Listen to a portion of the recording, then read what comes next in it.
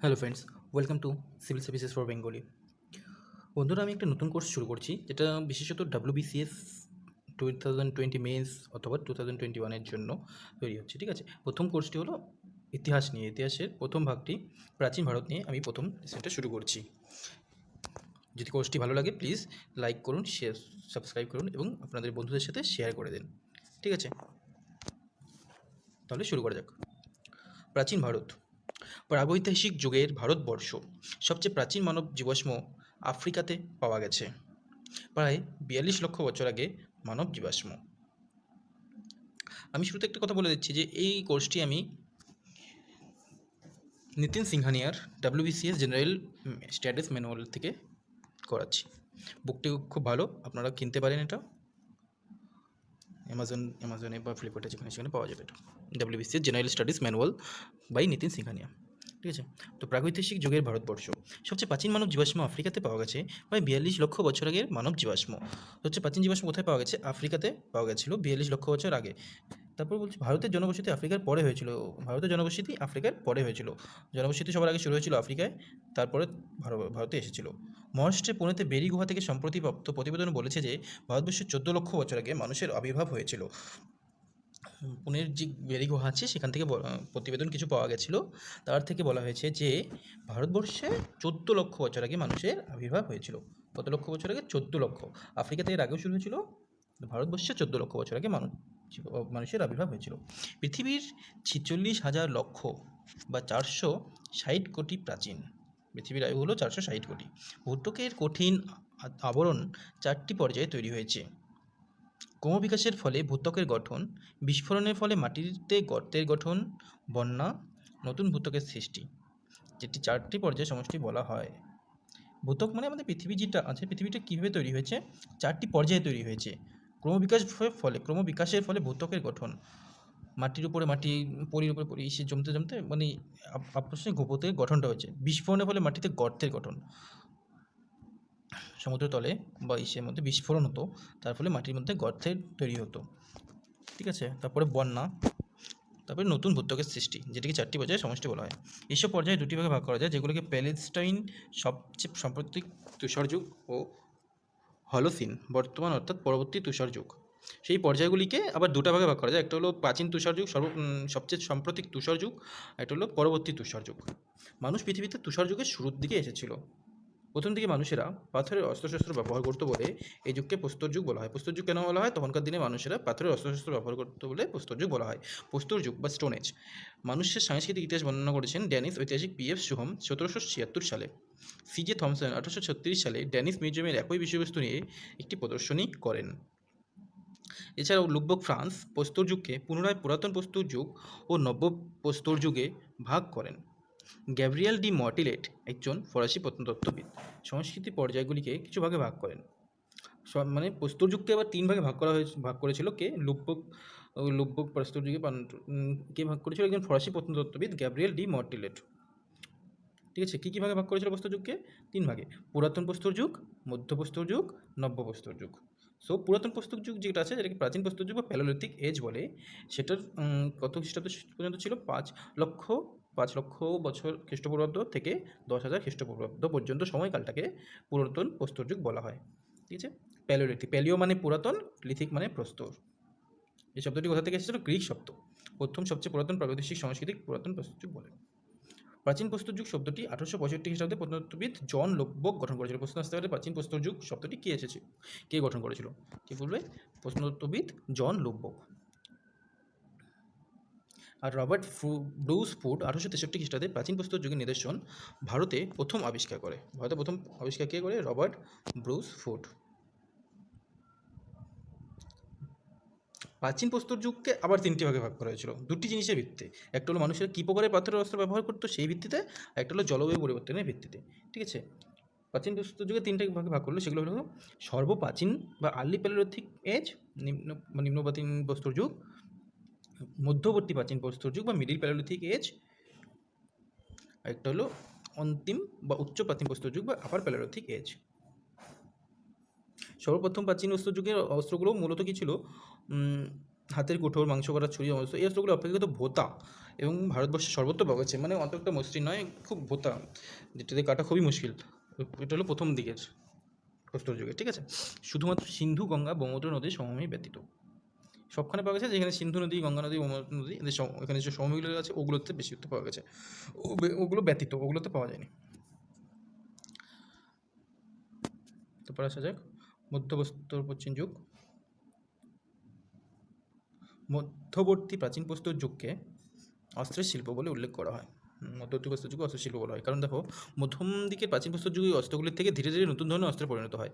প্রথম দিকে প্রাচীন প্রস্তর যুগের তুলনায় মধ্যবর্তী প্রাচীন যুগের অস্ত্রগুলি আকারে ছোট, পাতলা ও হালকা ছিল। প্রথমে তো ভোতা, মোটা এরকম চা পারতো সেটাকে বানিয়ে দিত, কিন্তু পরবর্তীতে আকারে ছোট, পাতলা ও হালকা ভাবে তৈরি করেছিল, ঠিক আছে। কাঁচামালের ব্যবহারে উল্লেখযোগ্য পরিবর্তন দেখা যায় মধ্যবর্তী প্রাচীন প্রস্তর যুগে। কাঁচামালের ব্যবহারেও প্রথম প্রাচীন প্রস্তরের যুগে যেখানে কোয়ার্টজাইট, কোয়ার্টজ এবং ব্যাসল্ট ব্যবহৃত হতো, সেখানে মধ্যবর্তী প্রাচীন প্রস্তর যুগে সূক্ষ্ম দানাযুক্ত পাথর যেমন চার, চ্যাম্পার ব্যবহৃত হতো, অস্ত্র তৈরিতে ব্যবহৃত হতো। মধ্যবর্তী প্রাচীন যুগের উল্লেখযোগ্য স্থানগুলি কী কী? লুনি নদীর ধারের উপত্যকা, ডিরওয়ানার চারদিকে রাজস্থানের বুধ পুষ্কর, বোলান, সোন ও নর্মদা নদীর ধারের উপত্যকা। এই সমস্ত উপত্যকা মধ্যভারতের উপনদীগুলির ভীমবেটকা সহ উপত্যকা এছাড়াও অন্য স্থানগুলিতে বা ছোটনাগপুর মালভূমি, দক্ষিণোত্তর মালভূমি, পূর্বঘাটে কিছু বিরলভাবে ক্ষিপ্ত স্থান, এগুলো সব মধ্যপ্রস্তর যুগের কিছু স্থান, ঠিক আছে, মনে রাখবে এটা। উচ্চ ও অন্তিম প্রাচীর প্রস্তর যুগ। এই সময়ে ভারতের নদীগুলি উপদ্বীপে অনেক জীবাশ্ম একত্র সমাবিষ্ট প্রমাণ আছে। এই উচ্চ প্রাচীন প্রস্তর যুগের প্রমাণগুলো আমরা কোথা থেকে পেয়েছিলাম? জীবাশ্ম থেকে, যে এরকম অবস্থা ছিল তখন।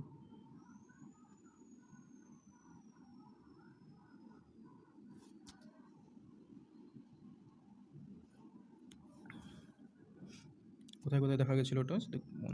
ভারত, একটা ইম্পর্টেন্ট জিনিস, উত্তর পশ্চিম ভারতের মরুভূমি স্তর বিশাল ছিল। পশ্চিম ভারতে জলনিষ্কাশন ব্যবস্থা অচল হয়ে গেছিলো এবং নদীগুলিকে পশ্চিম দিকে ধাবমান করেছিল। আগে ভারতবর্ষে প্রচুর জায়গায় গাছপালা ছিল, কিন্তু প্রাচীন প্রস্তর যুগের শেষের দিকে এসব গাছপালা অনেক কমে যায়, বুঝলে। দক্ষিণ পূর্ব তামিলনাড়ু, সৌরাষ্ট্র, কচ্ছের উপকূলবর্তী অঞ্চলে কোয়ার্টজাইট ও কার্বনেট এবং নিচু পাহাড় তৈরি হয়েছিল, যেটি সমুদ্রের উচ্চতা কমিয়ে দিয়েছিল। প্রাচীন প্রস্তর যুগে এখানে ভালো করে দেওয়া আছে যে প্রাচীন প্রস্তর যুগের পর্যায়ে প্রথম দিকের নিম্ন প্রাচীন প্রস্তর যুগ কী কী অস্ত্র পাওয়া যেত? হাতের কুঠোর, মাংস কাটা ছুরি। মধ্যবর্তী প্রাচীন প্রস্তর যুগে আঁশযুক্ত স্তরযুক্ত অস্ত্র। উচ্চ বা শেষ দিকের প্রাচীন প্রস্তর যুগে আঁশযুক্ত স্তরযুক্ত ছুরির ফলক। আচ্ছা,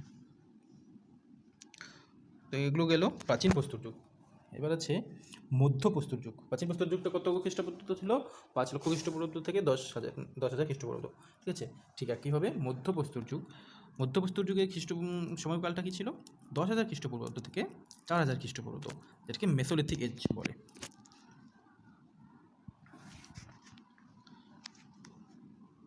এটি হলো প্রাচীন প্রস্তর যুগ ও নব্য প্রস্তর যুগের মধ্যকার সময়। এর বৈশিষ্ট্যপূর্ণ অর্থগুলি হলো মাইক্রোলিথ, মানে সব পাথর নির্মিত। মাইক্রোলিথ সর্বপ্রথম 1867 খ্রিস্টাব্দে SCL করাইল বিন্ধ্য পর্বত থেকে আবিষ্কার করেন। মধ্যপ্রস্তর যুগের পরবর্তী যুগে মাইক্রোলিথ যুগ নামেও অভিহিত করা হয়। মধ্যপ্রস্তর যুগের লোকেরা জীবিকা নির্বাহ করত, শিকার, মাছ ধরা, খাদ্য সংগ্রহ করত। মধ্যপ্রদেশ ও রাজস্থানের গৃহপালিত পশুর সবথেকে পুরনো দৃষ্টান্ত পাওয়া গেছে। প্রথম দিকে কি কুকুর, গবাদি পশু, ভেড়া, ছাগল এগুলি গৃহপালিত পশু হিসেবে ব্যবহৃত হতো এবং গম ও বার্লি প্রথম দিকে চাষ করা হতো। জীবিকা অর্থনীতি হিসাবে খাদ্য উৎপাদন মানব সমাজের ক্রমবিকাশের উপর পরিবেশের বিকাশের উপর স্থায়ীভাবে প্রভাব ফেলে যাবে, ঠিক আছে। বলছে রাজস্থানের দক্ষিণ উত্তরপ্রদেশ, মধ্য ও পূর্ব ভারত, কৃষ্ণ নদীর দক্ষিণ দিকে এবং রাজস্থানের বাগানে মাইক্রোলিথিক শিল্পের নিদর্শন পাওয়া গেছে। যদি প্রশ্ন আসে যে মাইক্রোলিথিক বা মধ্যপ্রস্তর যুগের নিদর্শন কোথায় পাওয়া গেছে? রাজস্থান, দক্ষিণ উত্তরপ্রদেশ, মধ্য ও পূর্ব ভারত, কৃষ্ণ নদীর দক্ষিণ দিক এবং রাজস্থানের বাগানে মাইক্রোলিথিক শিল্পের নিদর্শন পাওয়া গেছে। মেসোলিথিক অস্ত্রশস্ত্র। অস্ত্রগুলিতে সমান্তরাল দিক করে ধারালো ছুরি, সূক্ষ্ম জিনিস যেমন চার্ট, ক্যালাস, ডনি, জাম্পার, ক্যানিল, দামি কঠিন পাথর অস্ত্রগুলো তৈরি হতো। অস্ত্রগুলি সাধারণত 1 থেকে 5 সেন্টিমিটার লম্বা হতো, মানে মধ্যপ্রস্তর যুগে যে অস্ত্রগুলো ছিল সেগুলো 1 থেকে 5 সেন্টিমিটার পর্যন্ত লম্বা হতো। গুহাচিত্র, ভীমবেটকা, আদমগার ইত্যাদি বিভিন্ন স্থানে পাথর ও গুহাতে বিবিধ চিত্রে পাওয়া গেছে পশু ও মানুষের বিবিধ দৃশ্যগুলি এই চিত্রগুলিতে দেওয়া গেছে। মধ্যপ্রস্তর যুগে কিছু শিল্প নিদর্শন আমরা কোথায় পেয়েছি? ভীমবেটকা, যেটা মধ্যপ্রদেশে অবস্থিত, ঠিক আছে। পশুগুলো সবচেয়ে বেশি চিত্রিত বস্তু। এই পাহাড় বা গুহার মধ্যে যে চিত্রগুলো পাওয়া গেছে তার মধ্যে সবথেকে বেশি চিত্রিত বস্তু কোনটা ছিল? পশু। আমি অ্যাকচুয়ালি ইম্পর্টেন্ট লাইনগুলি দেখছি, ঠিক আছে। ভীমবেটকার পাথরের গুহ। ভীমবেটকা পাথরের আশ্রয়স্থল মধ্যপ্রদেশের রায়সেন জেলায় অবস্থিত। যেটা বললো না, ভীমবেটকা কোথায় অবস্থিত? মধ্যপ্রদেশের রায়সেন জেলায়, বিন্ধ্য পর্বতের দক্ষিণ প্রান্তে এবং ভোপালের 45 কিলোমিটার দক্ষিণে অবস্থিত। প্রায় 1 লক্ষ বছর ধরে এটি প্রাচীন প্রস্তর যুগে মানুষের আশ্রয়স্থল ছিল। এই জায়গাটাতে 1 লক্ষ বছর ধরে প্রাচীন প্রস্তর যুগের যারা মানুষ তারা এখানে বসবাস করতো, ঠিক আছে। এটি সবচেয়ে বিস্তৃত প্রাচীন প্রস্তর যুগ, যেখানে শিলার ওপরে কাজ রয়েছে এবং চিত্রও রয়েছে। এই চিত্রগুলি প্রাচীন প্রস্তর যুগের মধ্যপ্রস্তর যুগ, তাম্রব্রোঞ্জ ও প্রস্তর মিশ্র যুগে ছিল। ভীমবেটকা এটি ইউনেস্কোর বিশ্ব ঐতিহ্য স্থান, ওয়ার্ল্ড হেরিটেজ সাইট হিসাবে কিন্তু ভীমবেটকা এসে, এটা একটু ইম্পর্টেন্ট জিনিস, এটা মনে রাখবে।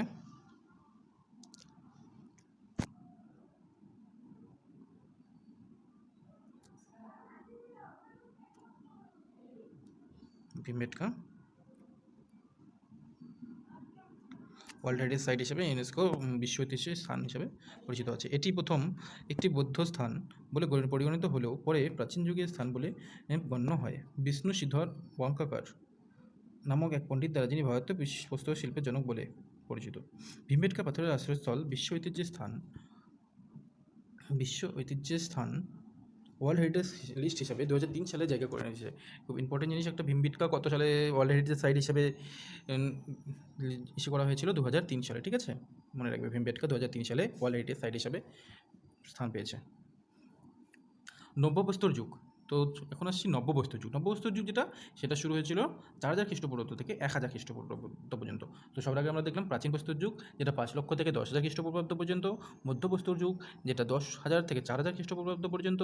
এখন নব্যপ্রস্তর যুগ, যেটা 4,000 খ্রিস্টপূর্বাব্দ থেকে 1,000 খ্রিস্টপূর্বাব্দ। স্যার জন লুববার্গ 1865 খ্রিস্টাব্দে নব্যপ্রস্তর শব্দটি নির্বাচন করেন। আবার মাইলস বুর্কি নবপ্রস্তর যুগে 4টি বিশেষ বৈশিষ্ট্য নামাঙ্কিত করেন: পশুকে গৃহপালিত বানানো, কৃষিকার্য, মসৃণ চকচকে ও পাথরের অস্ত্র, মৃৎপাত্র তৈরি। মানে নব্যপ্রস্তর যুগে 4টি মতন বৈশিষ্ট্য কী ছিল? পশুকে গৃহপালিত বানানো, আগে যেমন পশু শুধু শিকার করা হতো এবং পশু খাদ্য হিসাবে গ্রহণ করা হতো, বাট এখন ওটা কী হলো? গৃহপালিত বানালো। এবং আইডিয়াটা ছিল অ্যাকচুয়ালি যে প্রথম ভাবলো যে রোজ রোজ খাই, রোজ রোজ শিকার করে আনি, তার থেকে বদলে একদিনই শিকার করে আনি, যাতে ভবিষ্যতে সেটা রেখে দিয়ে ভবিষ্যতে খেতে পারি। এই জিনিসটা দেখতে গিয়ে তারা বাড়িতে রেখে দিল, আর ওখান থেকে শুরু হয়ে গেলো পশুপালন। প্রথমে তো খাওয়ার হিসেবে, তারপরে আস্তে যখন বুঝতে পারলো যে না, এখান থেকে আমাদের অনেক, এই পশু দিয়ে আমাদের অনেক সাহায্য হচ্ছে, ইসে হচ্ছে, তখন আস্তে আস্তে ওটাকে পালন করা শুরু করে দিল, ঠিক আছে। তারপরে আসলো কৃষিকার্য, মসৃণ ও চকচকে পাথরের অস্ত্র। আগে যেমন ভোতা এরকম যেরকম সেরকম পাথর অস্ত্র হতো, ওইটাই হতো। নবপ্রস্তর যুগে একদম চলে আসলো মসৃণ চকচকে পাথরের অস্ত্র। মৃৎপাত্র তৈরি, মাটির পাত্র তৈরি করাও শিখে গেলো তখন।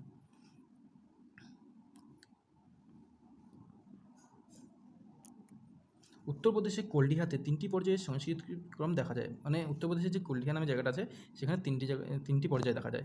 নবপ্রস্তর যুগও দেখতে পাওয়া যায়, প্রস্তর বা তাম্রবন্ধ মিশ্র যুগ দেখা যায়, লৌহ যুগও দেখতে পাওয়া যায়, ঠিক আছে। এবার বলছে বালুচিস্তানের মেহেরগড় সবচেয়ে পুরনো নব্যপ্রস্তর যুগের স্থান। নব্যপ্রস্তর যুগের একটি উল্লেখযোগ্য স্থান কি?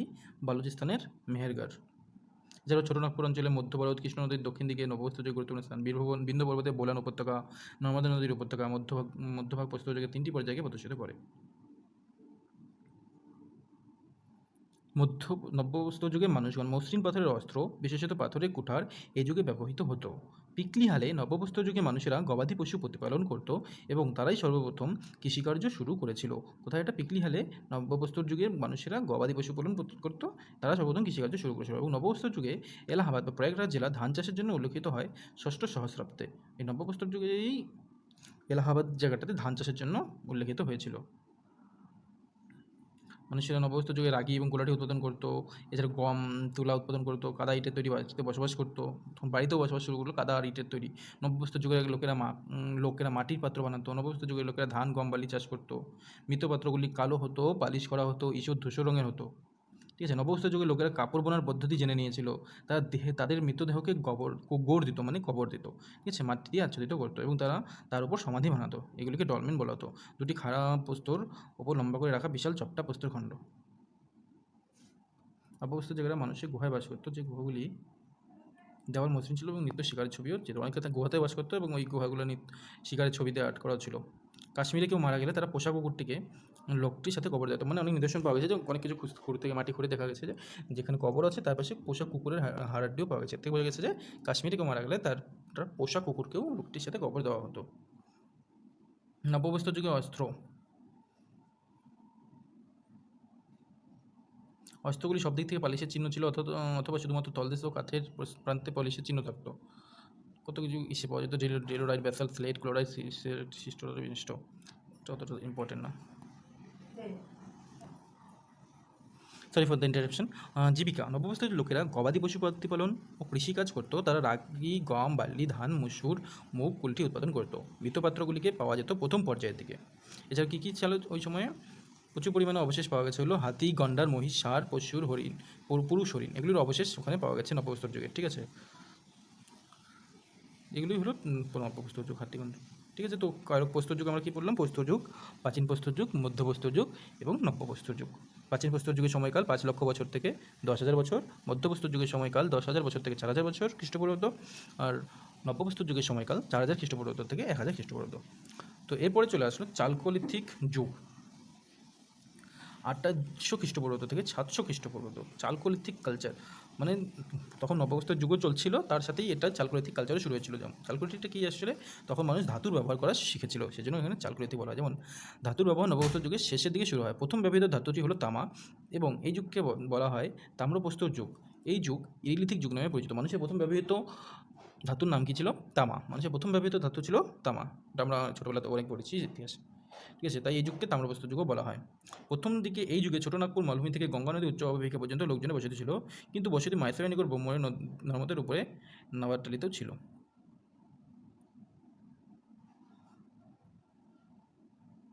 চালকোলিথিক যুগের কিছু বসতি বিনে সবচেয়ে বৃহত্তম বসতি হলো দাইমাবাদ, প্রভারা নদীর বাম তীরে অবস্থিত। দাইমাবাদ ও ইনামগাঁওতে নগর সভ্যতা বৈশিষ্ট্য ছিল। ইনামগাঁওতে নগর সভ্যতা পরিকল্পনা করা হয়েছিল। ঠিক আছে, সবগুলো একটু স্ক্রিনশট নিয়ে মনে রাখবে, এগুলো দেখে রাখবে। যে মাইক্রোলিথিক আহার থেকে পাওয়া গেছে। মুখ্য ফসল কী ছিল নব্যপ্রস্তর যুগে এসে? চালকোলিথিক যুগের বার্লি। ইনামগাঁওতে ধান চাষের প্রমাণ পাওয়া গেছে। জীবিকা, কৃষিকার্য, চাষের ক্ষেত্রে গবাদি পশু জন্মানো, শিকার ও মাছ ধরাই চালকোলিথিক যুগে লোকেদের জীবিকা ছিল। ঠিক আছে, চালকোলিথিক লোকেরা প্রথম রং করা মৃৎপাত্র ব্যবহার করতো। কালো ও লাল রঙের মৃৎপাত ও মধ্যে সাদা লাইনের পংক্তি নকশারও প্রচলন ছিল। মালবের পণ্যদ্রব্য সবচেয়ে বেশি দামি ছিল মৃৎশিল্পের ক্ষেত্রে। সমাধিস্থীকরণের প্রথা মানে মৃত পরে কী করা হতো? সমাধিস্থীকরণের বৈশিষ্ট্য ছিল বিচিত্র। মৃতদেহকে উত্তর দক্ষিণ দিক করে রাখার রীতি ছিল। উত্তর আর দক্ষিণ দিক করে রাখার রীতি ছিল মহারাষ্ট্রে, কিন্তু পূর্ব পশ্চিম দিক করে দক্ষিণ ভারতে সমাধিস্থ রাখা হতো। পূর্ব ভারতে খুব অল্প সংখ্যক লোককে সমাধিস্থ করা দেখা যেত। সমাধিস্থ করা হতো আগেকার দিনে, বেশিরভাগ কবরই দেওয়া হতো। ঠিক আছে, মৃৎপাত্র তাদের প্রকারভেদ। মৃৎপাত্রের স্থান আহারের জন্য লাল পণ্যদ্রব্য ছিল, মানে খাওয়ার জন্য কী করা হতো? লাল পণ্যদ্রব্য ব্যবহার করা হতো। কালো, লালচে, মালব, কালচে, ধূসর, সালদা এর উপর ছবি আঁকা থাকতো। ঠিক আছে, এগুলো হলো সব চালকোলিথিক যুগের বৈশিষ্ট্য। নেক্সট চলে আসছি ব্রোঞ্জ যুগ। ব্রোঞ্জ যুগ হচ্ছে সেই সময়টা যখন ধাতু ব্যবহৃত হতো এবং উন্নত করা হয়েছিল অস্ত্র ও অন্যান্য যন্ত্র তৈরির জন্য। মানে ব্রোঞ্জ যুগ হলো ধাতু ব্যবহার তো করতোই, এবং ওই ধাতু দিয়ে অন্য কোনো অস্ত্র বানানো তৈরি হতো, সেটাই হলো ব্রোঞ্জ যুগে এসে। ব্রোঞ্জ যুগের সময়কালটা কী ছিল? 335 খ্রিস্টপূর্বাব্দে শুরু হয়েছিল মধ্যপ্রাচ্যে। ভারতবর্ষে ব্রোঞ্জ যুগ 88 খ্রিস্টাব্দে শুরু হয়েছিল। এই যুগ সিন্ধু সভ্যতার শুরুর সাথে সাথে একসাথে শুরু হয়েছিল। যখন সিন্ধু সভ্যতা শুরু হয়েছিল তখন এই যুগ শুরু হয়েছিল। ঠিক আছে, 40টির বেশি সঞ্চয়কারে আংটি, তলোয়ার, বল্লম, বর্মার ফলা ইত্যাদি মানুষের মতো প্রতিমূর্তি সংরক্ষিত ছিল। মানুষের মতো প্রতিমূর্তি পশ্চিমবঙ্গ, উড়িষ্যা থেকে পশ্চিমবঙ্গ, গুজরাট ও পশ্চিম গুজরাট, হরিয়ানা পর্যন্ত বিস্তৃত ছিল। এছাড়া মানুষের মতো প্রতিমূর্তি দক্ষিণে অন্ধ্রপ্রদেশ থেকে উত্তরপ্রদেশে অবধি বিস্তৃত ছিল। সবচেয়ে বৃহত্তম সঞ্চয়কার মধ্যপ্রদেশের গুঞ্জ এরিয়ায় ছিল।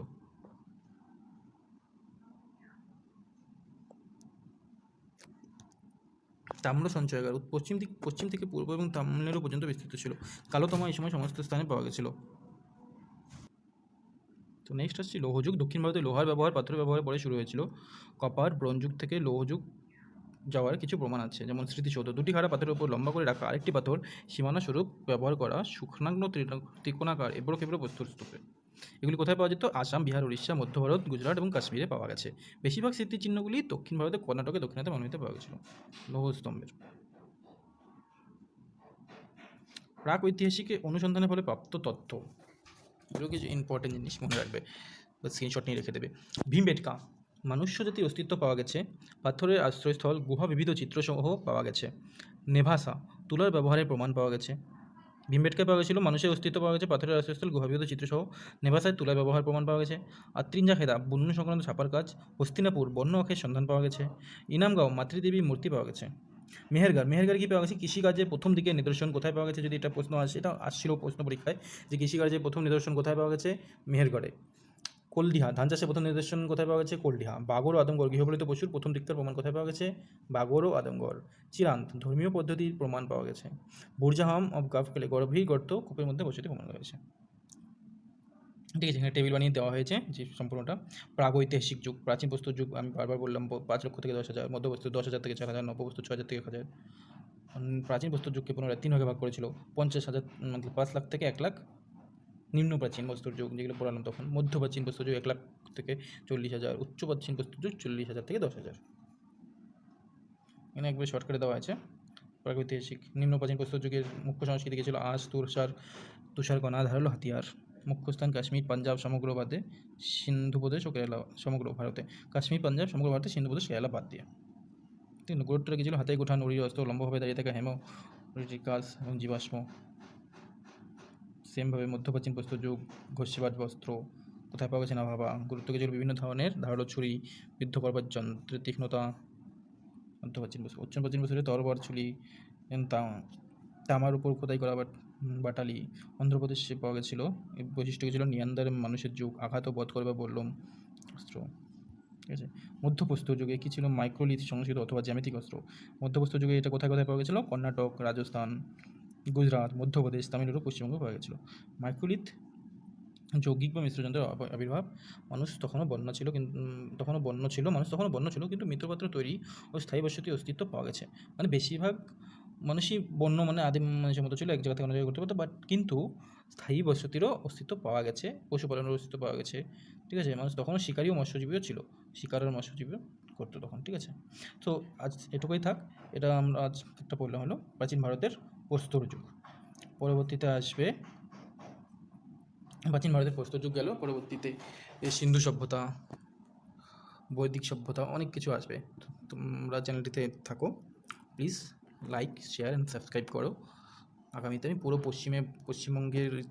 পশ্চিমবঙ্গের ভূগোল, ভারতের ইতিহাসে যত চ্যাপ্টার আছে সব পড়াবো। পশ্চিমবঙ্গের ভূগোল, ইকোনমিক্স,